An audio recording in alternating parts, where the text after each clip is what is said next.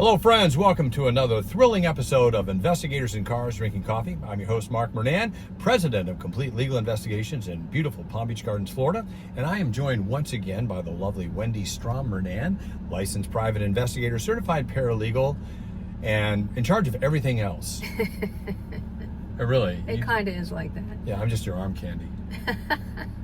Yeah, so we're Sometimes. back. Been a while since we did one of these, but we thought we'd just get out there and get one of these done here. We've enjoyed. Many of you have been kind enough to send us emails and comments, so we're grateful for the appreciation you have for the videos we put out. We love it. We love it. when Yeah, we hear thank you from so people. much. Appreciate that. Yeah. So don't forget to visit our website at theprofitablepi.com, where we have our books and manuals, information for you to run a profitable private investigative business. These are all available at theprofitablepi.com. We've got some more books coming, so those are in the works as well, so we hope to have those uploaded quickly. This video is sponsored by OREP Insurance and Working PI Magazine. OREP is a leading provider of private investigator liability insurance nationwide. Get your quote at orep.org today. Yes. Sorry about that. You're here. So anyway, today we want to tackle a topic that has been, we've been seeing several of these email threads lately on the PI listservs that we're part of, and that is what I'm going to call PI lies. Yes. PI lies. That you can find anyone sitting at your desk on a computer. Okay. Oh, that's just not true. That's not true, is it? No, it's not true. No. I've tried, believe me. Believe me, we've done. And there is a point where you can find a lot of people Yes. online. Thankfully, most people are normal, stable, family, Above ground. yeah, they're not 6 feet under, they're actually 6 feet above, but normal people. You can find most of them pretty easily, but those aren't the ones the lawyers are calling you about, is it? Nope. No, they're calling you about the people they can't find. They're talking about the people who are off the grid, people who don't have any current address or are between addresses, or simply are trying to avoid service. Yeah, they're living under the radar. Correct. They don't want to be found. They don't want to be found for a host of reasons, legal or illegal, practical matters. Those are the ones that PIs get called about, because the attorneys can find normal people. Exactly. The paralegals, they have their LexisNexis. Exactly. And, They run an so- address. The guy's owned it for 20 years. He's Yep. stable. He's whatever. So, but those are, as I said, aren't the ones we're talking about. No. One of the things we have observed in our review of these listservs is that you can find anybody Right. on your computer, on a database, because of all the magic databases. But the reality is, people, I've been doing it for 40 years, and Yeah. we just started having databases in the 90s. The databases are extremely robust, and there is a lot of information, Yes. but they're not always accurate. No, they're not. So that's what we want to address. We want to talk about. Why aren't they accurate? Well, I mean, where are they getting the information from? Where do databases get their information from? driver's licenses, vehicle registrations, credit headers. Yeah. And how often do people change their driver's license, vehicle registration? How many times do they apply for a loan, or how many times do they use whatever that the databases call their data from? Right. And then the databases don't get everything every minute of every day. They update them every 30 days, every 60 days, every 90 days. So you were looking oftentimes at addresses that are 2, 3, 4 years old. And your subject isn't sitting around waiting for you to find them. No. So this comes to a reality check. And that is for the people that PIs are often called to locate. This requires something used to call it street work. Oh. Yeah, we used to call it street work. Yes, I remember that. Yeah, we had a saying back in the day. It says, out of the office, into the heat, off your butts and on the street. Oh. That's pretty clever, isn't it? Did they say that at the public defender's office? They said that at the public defender's office. Gotcha. I think we coined it, or some phrase, right? But that's the idea. You got to get out of the office. You got to use your databases and use those as something else we used to call them, leads. These are leads. Database reports are great for leads, but Right. they're not gospel. No. They're not gospel. And when you're giving an address to an attorney, they don't want an address they already have. No. They don't want an address that isn't going to work. They have called us because they want a confirmed address where this human body is, right? Correct. Right. Correct. And oftentimes we find ourselves working with process servers who I totally respect. I think we've said this before, that process servers and investigators, our personal experience is that we work in tandem with them. We don't serve process ourselves. We're too busy being investigators. Most good process servers are too busy really to be really full-time investigators. They're Right. delivering, their business model is a little different. Exactly. So that being said, Yes. where are some of the places that we have had success locating people? Well, Not on the street. I mean, before we go on the street, where are some of the other places that we go to get information?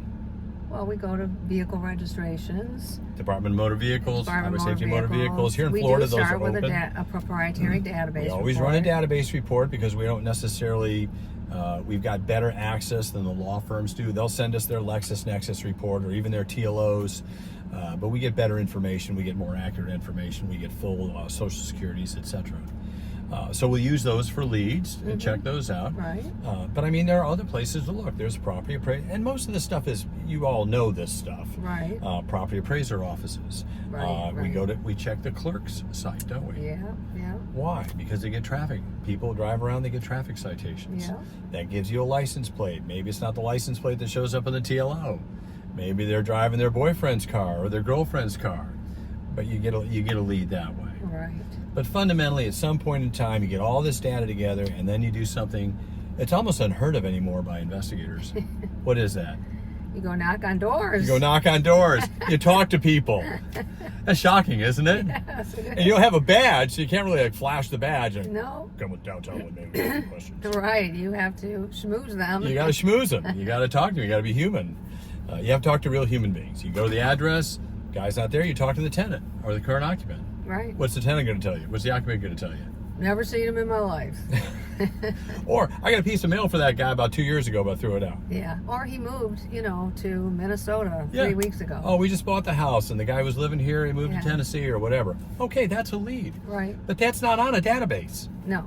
You have to go talk to somebody. It's an You have to talk to the current resident. Is that an interview? Would It's that an qualify? interview, yeah. Field investigator report. Yeah. But the other aspect of it too is places are harder to get into, aren't they? Yes. When Wendy and I started in the business here, Florida. yeah, particularly down here, everybody's got their little gate code and gate guards. You just can't get access. But a lot of places where most of the people we're looking for, you can get into. You can talk to neighbors, or the apartment complex is not at the high end; it's at the lower end, and the gates are wide open. Right. Right. So you go talk to neighbors. A lot of them won't talk to you. Some people aren't home, but some people say, "Oh yeah, they used to have those loud parties." Mm-hmm. Yeah, we found somebody here at loud parties. Where'd he go? He moved to that building across the way. Yeah. Didn't show up in the database report, but sure enough, there he was. And we've got two examples, I think. So you remember you talk about the second one. I'll talk about the first one. A subject who had fled New York and moved down to the Florida Keys.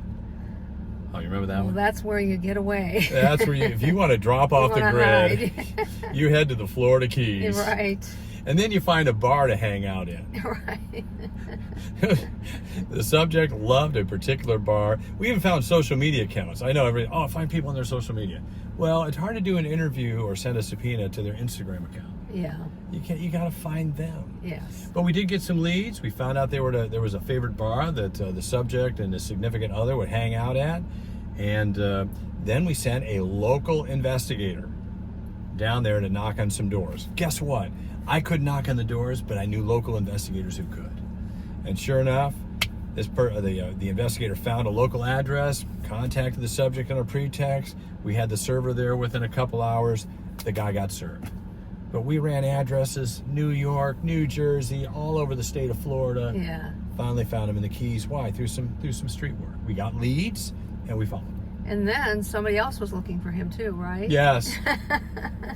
Yes, who I had contacted as a potential, that's one of the right. leads I contacted, who remembered who I was and actually called me. I want to know, did you find him?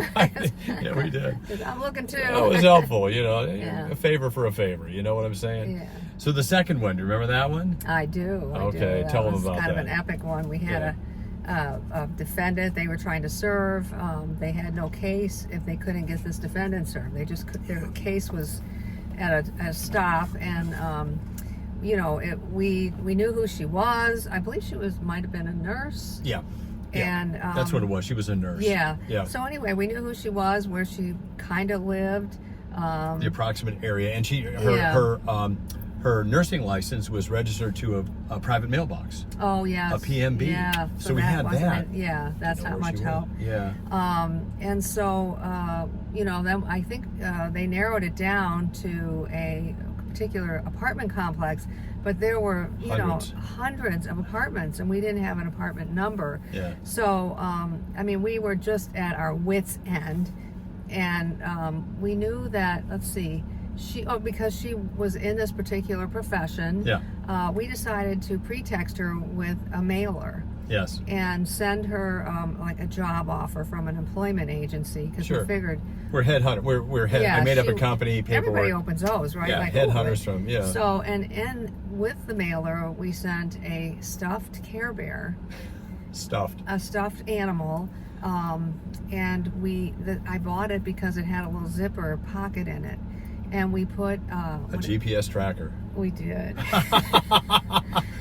And worked for 48 hours. We mailed it. We mailed it. This is about 10 years ago. Now they got air trackers and everything else. Yeah. So, that's true. We could things get have an air changed tag. a little bit. But so we mailed it, and sure enough, she picked it up. Yeah, she picked it up, and we got an address, and we got a building. Oh, we got a building. We got a building, but we didn't know the address. Oh, okay. So then we're starting. Well, at least we narrowed the search, and I went with a process server. Yes, I remember that. I went with the process server, and I think that we narrowed it down. We had a sense that this was the unit. I knocked at the door real loud, and I yelled, "Maintenance!" And sure enough, the door opens just a little bit, and the defendant sneaks and looks out at there, and the server's right there to get it served. Yeah. And I got a picture of it. Man, we made hay out of that one. Right, but it did require a door knock, and that was, Yeah, street work. Yeah. The Care Bear isn't going to call me. No. Hey, I'm in apartment 12. Yeah. And we never found out what happened to the Care Bear because the GPS ran Died. out. Yeah, died. I don't know if they ever looked at it or not. I know, but yeah, we had a very happy client. We had a very happy client. We sent him a big bill, which he gladly paid because now he had a case. Yes. So these are just examples of innovation, thinking on your feet, the product really of getting on the street, off your butts, on the street, out of the shade, into the heat. This time of year it's really hot. It's really hot. But you do have to go out. You go out in the evening or whatever. But you have to physically go look for people. And let's do away with the myth that you can find anybody on your desk, without leaving the comfort of your office. Right. That's just not true. No. And some people, frankly, you can't find. Right. The reason you can't find them sometimes is the budget. Yes, it's expensive to find. It's expensive. Some people just aren't going to be found. Mm-hmm.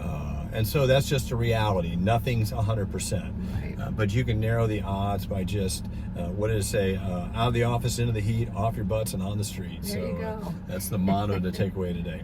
Well, we enjoyed being back with you all. We'll have more of these to post here in the near future here, but thanks for being a subscriber. If you're not a subscriber already, please click the button down below. Visit our website at theprofitablepi.com.